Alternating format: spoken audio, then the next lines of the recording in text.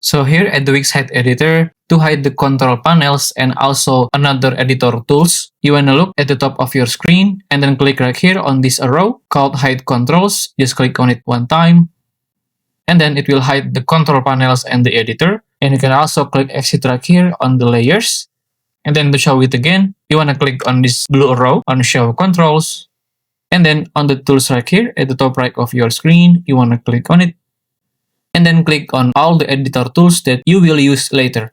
Keep in mind that when you hide the control panels or the editor tools on Wix, you can still do editing on your Wix site editor.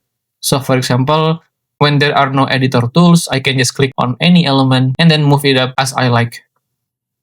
And there you go. If you still have any question about Wix, just comment down below and I will try my best to help and assist you guys. And that's how to show and hide control panels or editor tools on Wix. If you find this video useful, please consider like and subscribe.